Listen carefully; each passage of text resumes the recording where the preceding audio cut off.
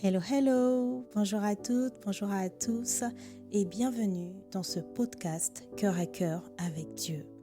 Chaque jour, laisse Dieu te parler au travers de sa parole.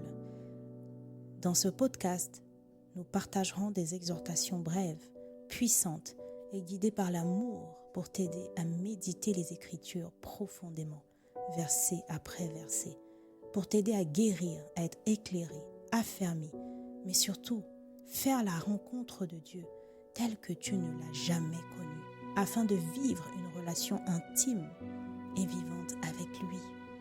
Alors installe-toi bien, dispose ton cœur, dispose ton environnement, dispose tes pensées.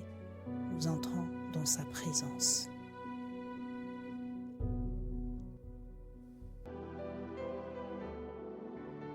Hello bien-aimés, bénis de Dieu, amoureux de Christ. J'espère que vous allez bien. Par la grâce de Dieu, moi je vais bien. Nous sommes bénis de nous retrouver encore dans sa présence. C'est une grâce, bien-aimés, de pouvoir écouter ce message et surtout plonger les regards dans les Écritures. C'est une grâce de pouvoir l'écouter et nous voulons élever ton nom, Jésus. Nous voulons élever ton nom, Père. C'est toi qui fais cela. C'est une grâce. Merci pour le sang de Jésus qui le permet. Merci à toi, Saint-Esprit, car c'est toi qui fais toutes choses. Alors nous t'invitons en ce lieu. Nous avons besoin de toi. Viens ouvrir notre intelligence. Viens disposer nos cœurs. Viens renouveler nos pensées, s'il te plaît. Viens nous aider à comprendre, à retenir, à pratiquer. Et surtout à transmettre à notre prochain et à notre postérité ce que tu auras fait dans nos vies, les profondeurs de ton cœur. Nous avons besoin de toi, Saint-Esprit. Aide-nous, s'il te plaît. Délivre-nous, interpelle-nous, corrige-nous, alors que nous nous apprêtons à plonger les regards dans les Écritures. Viens, s'il te plaît. Fais ton ministère sans toi libre. Inspire les pensées de mon cœur, les paroles de ma bouche, et que le nom de Jésus soit glorifié à cause de ce que nous allons lire maintenant. Au nom de Jésus le Christ. Amen. Le message du jour s'intitule « Dieu fait tout pour habiter au milieu de nous. Dieu fait tout pour être notre Dieu. » Dieu fait tout pour habiter au milieu de nous. Dieu fait tout pour être notre Dieu. Nous allons lire la parole dans Exode 29, du verset 43 au verset 46, en version Nouvelle Français courant. Bien-aimé, alors que je m'apprête à lire la parole, je t'invite à mettre pause si besoin et aller lire calmement la parole et à lire les différentes versions, les différentes traductions afin d'aller en profondeur dans la compréhension du texte, du message, de l'idée, de la pensée originale. Je rencontrerai les Israélites à cet endroit qui me sera donc réservé par ma présence glorieuse. Je mettrai à part pour le Seigneur la tente de la rencontre et l'autel. Tout comme je mettrai à part Aaron et ses fils pour qu'ils me servent en tant que prêtres. Je serai présent parmi les Israélites, je serai leur Dieu. Ils reconnaîtront alors que je suis le Seigneur leur Dieu, moi qui les ai fait sortir d'Égypte pour que j'habite au milieu d'eux. Je suis leur Dieu. Quel message profond. En fait, lorsque je lisais ce passage, je méditais, j'ai relu encore et encore. J'avais souligné deux grosses parties en particulier. J'avais souligné le verset 43, la partie « Qui me sera donc réservée par ma présence glorieuse ?» Et j'avais souligné le verset 45 et une partie du verset 46. Je serai présent parmi les Israélites, je serai leur Dieu. Ils rencontreront... Ils rencontreront, ils reconnaîtront alors que je suis le Seigneur leur Dieu, moi qui les ai fait sortir d'Égypte pour que j'habite au milieu d'eux. Je suis le Seigneur leur Dieu. La première partie que j'ai soulignée, en fait, vous voyez, il dit, je rencontrerai les Israélites. C'est-à-dire que Dieu lui-même, c'est sa volonté de nous rencontrer.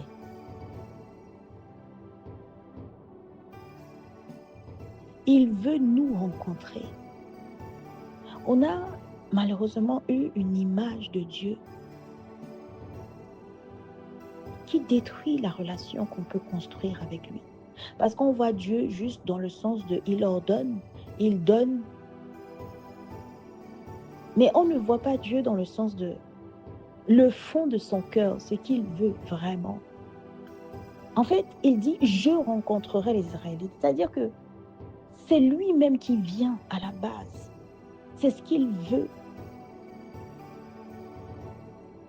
À cet endroit qui me sera donc réservé par ma présence glorieuse. On a sous-entendu que partout où il y a sa présence, en fait, c'est réservé. Ça lui est réservé. Et nous savons que la parole nous dit, je vous enverrai le Saint-Esprit. Et puis, dans un autre passage, il dit, Jésus dit, le Saint-Esprit sera en vous et avec vous pour toujours. Donc, en réalité, nous avons en permanence la présence de Dieu. Il est en nous. Donc, en fait, nous sommes réservés. Avons-nous la conscience que nous sommes réservés? Mais allons plus loin. Je serai présent parmi les Israélites. Je serai leur Dieu. Mais quelle déclaration! Bien-aimé, Dieu a toujours voulu être présent avec nous. Dieu a toujours voulu être notre Dieu. C'est comme ça qu'il se voit, en fait. C'est comme ça qu'il se voit. Il se tue à tout faire pour que nous puissions le voir tel que lui il est. C'est comme quelqu'un à qui on donne un autre nom. Mais il n'arrête pas d'expliquer, mais je ne m'appelle pas comme ça, mais je ne m'appelle pas comme ça. Ou c'est comme quelqu'un qui prêche dans un désert. Jésus sauve, mais il n'y a personne qui écoute. Parce que nous avons malheureusement, à cause, je ne sais pas, de l'éducation, de la religion, de la tradition, mal compris les intentions initiales de Dieu, le cœur de Dieu. Il dit, ils reconnaîtront alors que je suis leur Dieu. Vous voyez ici,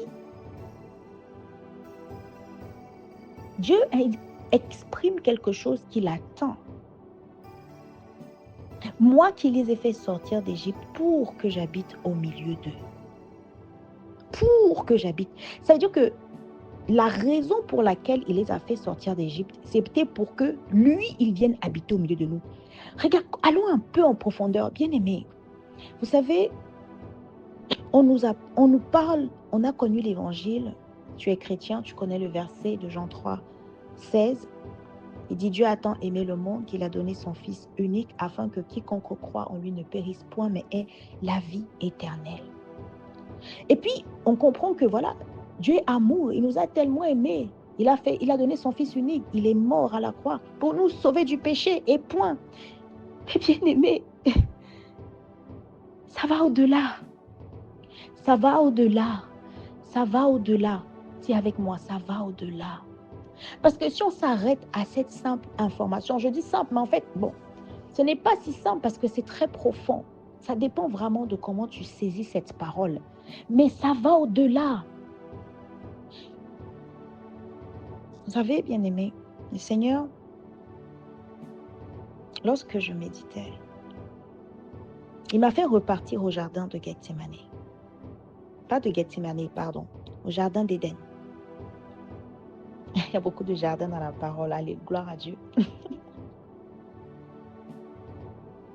Et quand nous lisons, nous avons cette parole, nous voyons comme un Dieu qui veut revenir. Il veut une reconnexion. Il veut être proche de nouveau.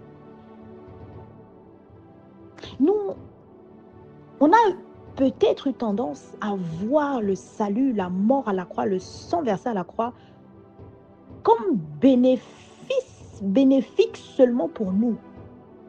Mais Dieu lui-même, il soupire après ça. Il a été détaché de nous à cause du péché. Et malheureusement, nous ne comprenons pas qu'il en souffre aussi. Le péché nous fait du mal, nous fait souffrir. C'est à cause du péché que sont rentrées les maladies, les accidents, la mort. Vous voyez, et donc on a tendance à le vivre comme nous qui souffrons seulement. On ne nous a jamais dit que Dieu souffre aussi. Mais il souffre de quoi exactement? Regardez bien aimé ce que le Seigneur me révélait. Au jardin d'Éden, Adam et Ève étaient dans la présence de Dieu. Il était là, il était avec eux. Il était tranquille, il était en paix. Ah, Chateke Brocha. Et lorsqu'ils ont désobéi, ils ont péché, ils se sont déconnectés de Dieu, éloignés de Dieu. Quand ils ont fait ça, il y a eu plusieurs messages qui sont passés. On ne te fait peut-être pas assez confiance, on ne te choisit pas, on ne choisit pas de te suivre, de t'écouter, on ne suit pas à la lettre aveuglément ce que tu dis, donc on ne te reconnaît pas. Regardez le verset 46, ils le reconnaîtront alors. Un peu comme ici, il vient réclamer, comme s'il vient réclamer cela. Il vient réclamer le fait qu'on le reconnaisse. Mais regardez ce qui est écrit avant et après, parce que quand Dieu se répète, c'est qu'il y a quelque chose. Il a dit au verset 45, « Je serai présent parmi les Israélites, je serai leur Dieu. » Il répète encore ça, « Moi qui les ai fait sortir d'Égypte pour que j'habite au milieu d'eux. » Toujours un besoin de présence. Il insiste plus sur le besoin de sa présence au milieu de nous. Donc avec nous, c'est une histoire d'amour, c'est Dieu aime être avec nous. Il ne veut que ça. Nous verrons plus tard, bien-aimés, quand il va devoir quitter lui-même sa présence, il va devoir quitter les Israélites à cause de leur cœur rebelle. Il va dire, « Ah, peuple rebelle, je préfère partir de peur de vous exterminer sur le chemin. » Mais ce n'est pas sa volonté. Mais il fait quoi? Regardez, bien-aimés, le Seigneur insiste. Ils reconnaîtront, il dit non, je serai présent parmi les Israélites, je serai leur Dieu.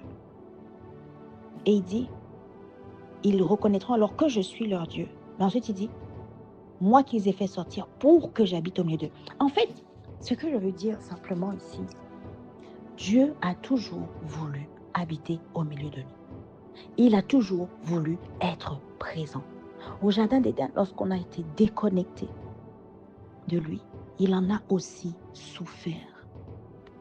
Et donc, l'œuvre achevée à la croix, oui, c'est pour nous sauver du péché, de la mort éternelle. Oui, c'est par amour. Mais il y a bien plus que cela. C'est bien plus profond que cela. Ce n'est pas simplement je vous aime, je vous délivre de la mort, alors vivez éternellement. Non, ce n'est pas seulement ça. C'est surtout, je veux être avec vous. Je veux que vous reveniez connectés à moi. Je veux vous sentir près de moi. Tout le plan de sauvetage de l'humanité en priorité, c'était pour retrouver la présence, la connexion, la proximité, l'intimité que Dieu a perdue avec nous. Nous avons que trop souvent reçu le message de l'évangile seulement sous le prisme de que nous sommes sauvés. Non, c'est incomplet. Nous sommes sauvés, mais à la base, il n'y avait pas besoin qu'on soit sauvé. Dieu a voulu rétablir la situation initiale dans laquelle il y avait un lien fort.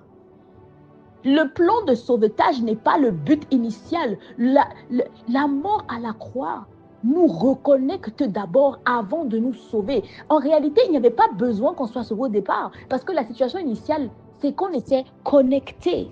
On était en présence de Dieu. Il n'y aurait pas eu besoin qu'il trouve un moyen d'envoyer Jésus pour que nous soyons sauvés. Oui, il nous a manifesté son amour. Bien sûr, oui, il nous a sauvés en même temps. Mais au fond de son cœur, tout ce plan-là, c'était simplement pour être proche de nous à nouveau. Un amour qui nous dépasse. Je ne sais pas à qui ça parle. Tout ce qu'il a fait comme réflexion, stratagème, Jésus, la croix et tout ça. Bien aimé, ce n'était pas seulement pour te sauver parce que tu souffrais trop ou parce que tu allais en enfer. C'est bien plus que cela. Ce qui était en jeu, c'était la présence que Dieu voulait garder avec toi.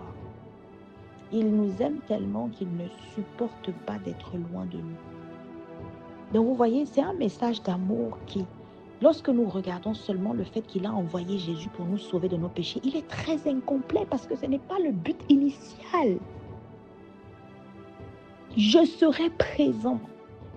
J'habite au milieu d'eux. Il fait les choses de façon intentionnelle. Et dans ses intentions, le but, c'est toujours de nous rapprocher de lui. Alors, bien-aimés, je prie vraiment que nous puissions changer de regard sur notre vie de chrétien, sur Jésus-Christ et sur Dieu lui-même. Le cœur de Dieu crie pour que nous soyons proches de lui.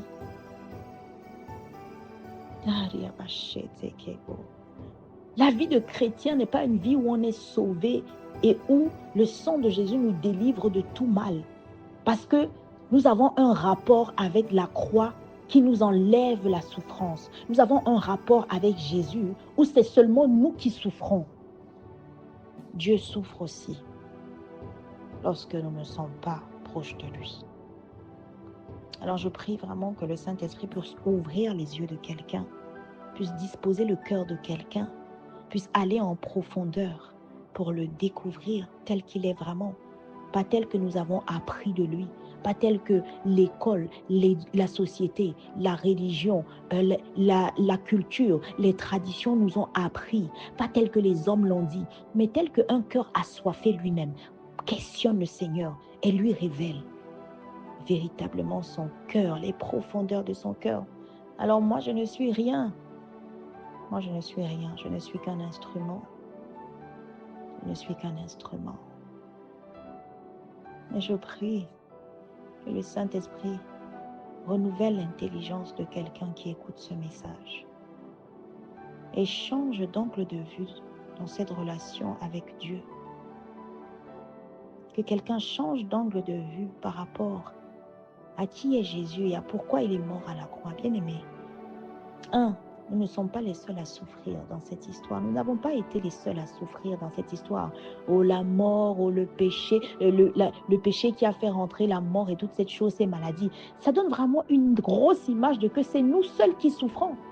Et Dieu, il est mis à part. Lui, il ne souffre pas. Eh bien, il est en train de dire ici qu'en fait, il souffre lui aussi. Et c'est ça que nous devons supplier de comprendre. Parce que ça changera totalement notre rapport à Dieu, notre rapport même à la croix. La croix ne se limite pas à nous donner la vie éternelle, bien-aimés. En fait, ça c'est juste une conséquence. À la base, on a la vie éternelle parce que on est connecté à Dieu, en fait. La croix ne se limite pas seulement à nous donner l'autorité pour pouvoir chasser les démons, chasser toute forme de maladie et ne plus souffrir. Non. La la croix va plus loin. La foi parle d'un cri du cœur, d'un amour qui n'est pas seulement un amour qui donne pour nous sauver, mais d'un amour qui soupire après notre présence près de Dieu. Mais un amour qui soupire, l'amour de Dieu lui-même, qui soupire comme un enfant qui commande. Mais écoute-moi, mais viens à moi, s'il te plaît.